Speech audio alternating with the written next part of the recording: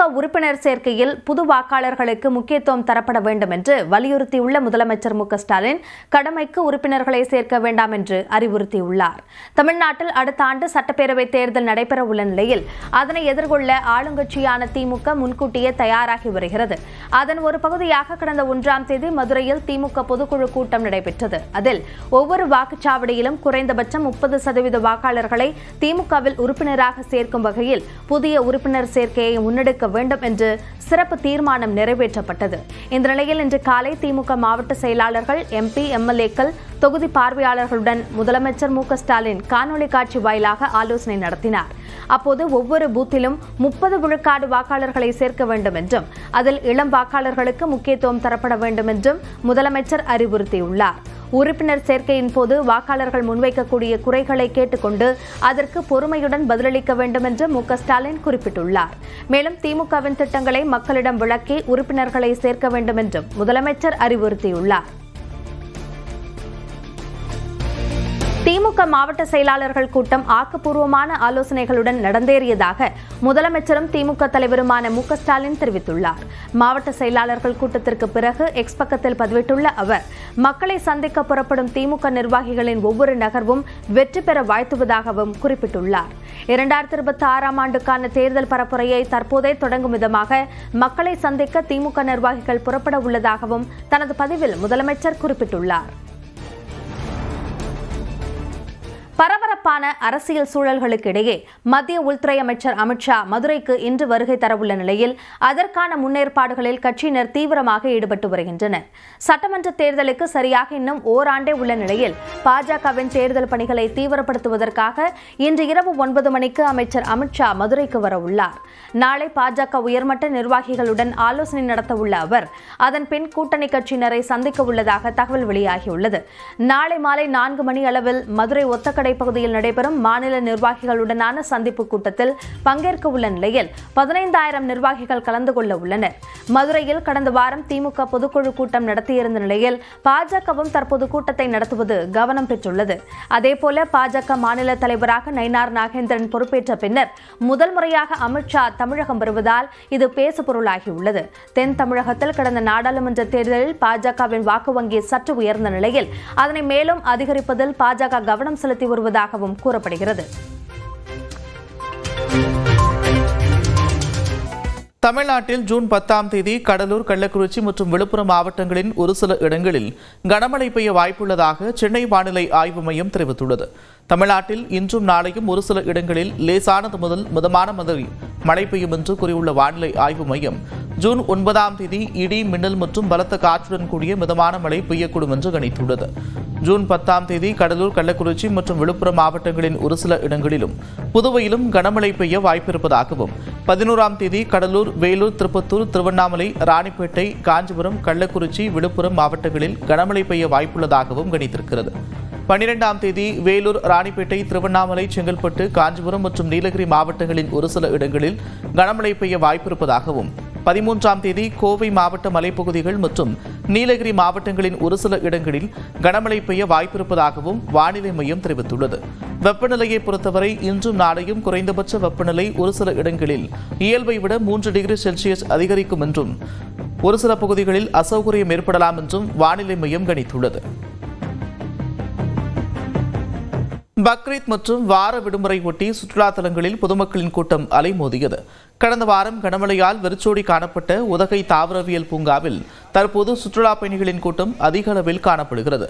மலர் மாடம், கண்ணாடி மாளிகையில் வைக்கப்பட்டுள்ள வண்ண வண்ண மலர்களை கண்டுகளித்த பொதுமக்கள் செல்ஃபி எடுத்து மகிழ்கின்றனர்.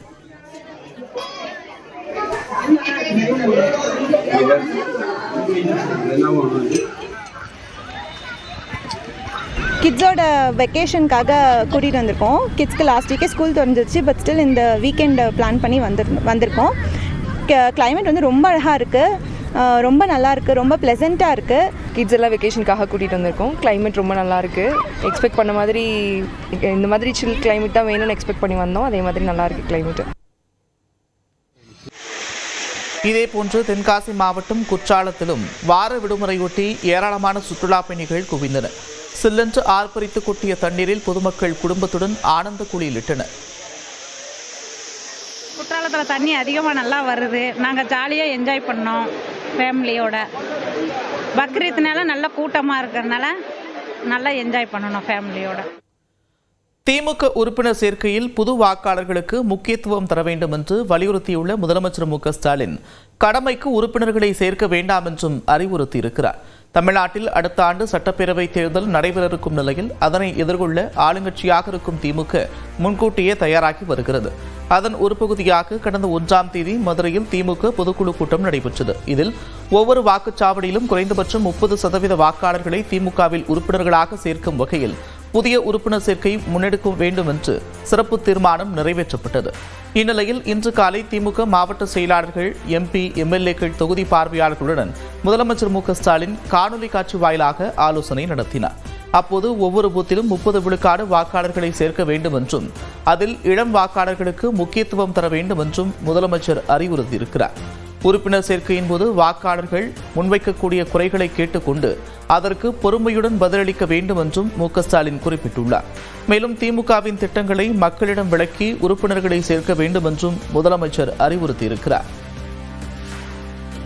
திமுக மாவட்ட செயலாளர்கள் கூட்டம் ஆக்கப்பூர்வமான ஆலோசனையுடன் நடந்தேறியதாக முதலமைச்சரும் திமுக தலைவருமான மு.க.ஸ்டாலின் தெரிவித்துள்ளார். மாவட்ட செயலாளர்கள் கூட்டத்திற்கு பிறகு எக்ஸ் பக்கத்தில் பதிவிட்டுள்ள அவர், மக்களை சந்திக்க புறப்படும் திமுக நிர்வாகிகளின் ஒவ்வொரு நகர்வும் வெற்றி பெற வாழ்த்துவதாகவும் குறிப்பிட்டுள்ளார். 2026ஆம் ஆண்டிற்கான தேர்தல் பரப்புரையை தற்போதே தொடங்கும் விதமாக மக்களை சந்திக்க திமுக நிர்வாகிகள் புறப்பட இருப்பதாகவும் தனது பதிவில் முதலமைச்சர் மு.க.ஸ்டாலின் தெரிவித்திருக்கிறார். பரபரப்பான அரசியல் சூழலுக்கிடையே மத்திய உள்துறை அமைச்சர் அமித்ஷா மதுரைக்கு இன்று வருகை தர இருக்கும் நிலையில் அதற்கான முன்னேற்பாடுகளில் கட்சியினர் தீவிரமாக ஈடுபட்டு வருகின்றனர். சட்டமன்ற தேர்தலுக்கு சரியாக இன்னும் ஓராண்டே இருக்கும் நிலையில் பாஜகவில் தேர்தல் பணிகளை தீவிரப்படுத்துவதற்காக இன்று இரவு 9 மணிக்கு அமைச்சர் அமித்ஷா மதுரைக்கு வர இருக்கிறார். நாளை பாஜக உயர்மட்ட நிர்வாகிகளுடன் ஆலோசனை நடத்த இருக்கும் அவர் அதன் பிறகு கூட்டணி கட்சியினரை சந்திக்க இருப்பதாகவும் தகவல் வெளியாகியிருக்கிறது.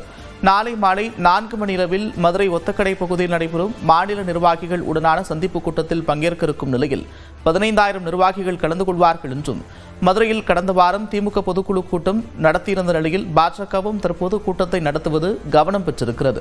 அதேபோல பாஜக மாநில தலைவராக நைனா நாகேந்திரன் பொறுப்பேற்ற பின்னர் முதல் முறையாக அமித்ஷா தமிழகம் வருவதால் இது பேசுபொருளாகியிருக்கிறது. தென் தமிழகத்தில் கடந்த நாடாளுமன்ற தேர்தலில் பாஜகவின் வாக்கு வங்கி சற்று உயர்ந்த நிலையில் அதனை மேலும் நீட்டிப்பதில் பாஜக கவனம் செலுத்தி வருவதாகவும் கூறப்படுகிறது. கூட்டணிக்கு பாஜக இதுவரை அழைப்பு விடுக்கவில்லை என்றும் பாமக நிறுவனர் ராமதாஸ் விளக்கம் அளித்திருக்கிறார். சென்னையில் செய்தியாளர்களிடம் பேசிய அவர் கூட்டணி குறித்து பேசி முடிவெடுக்கப்படும் என்றும் தெரிவித்திருக்கிறார். பாஜக அழைப்பு வந்திருக்கா மறுபடியும் உங்களை வந்து பார்க்க சொல்லி 26 தேர்தல் எப்ப கூட்டணி குறித்த நிலைப்பாடு பாமக எடுக்க போகுது சார்? 9 மாசம் தான் இருக்குது பேசுதான் பண்ண முடியும். தொடர்ந்து பேசிய ராமதாஸ் பாமக தலைவர் அன்புமணியை சந்திக்க வாய்ப்பில்லை என்றார். நாளைக்கு அமித்ஷா வராரு. அமித்ஷா போன தடவை வரும் பொழுது அதிமுக கூட்டணி உறுதி செஞ்சிருந்தாங்க. இப்ப வராரு. பாமக கூட்டணிக்கு ஏதோ வாய்ப்பு இருக்குமா? தெரியாது.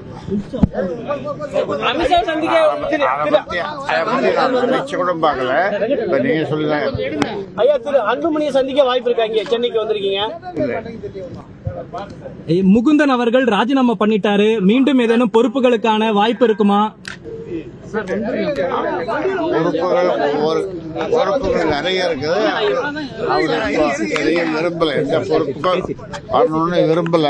அவரு ஏதாவது தொழில் செய்யணும் அப்படின்னு சொல்லி அதில் தான் ஆர்வமா இருக்காரு. தொகுதி மறுசீரமைப்பு விவகாரத்தில் அதிமுக பொதுச் செயலாளர் எடப்பாடி பழனிசாமியின் பேச்சை மக்கள் நம்ப மாட்டார்கள் என்று திமுக தலைமை செய்தி தொடர்பாளர் டி.கே. இளங்கோவன் விமர்சித்திருக்கிறார்.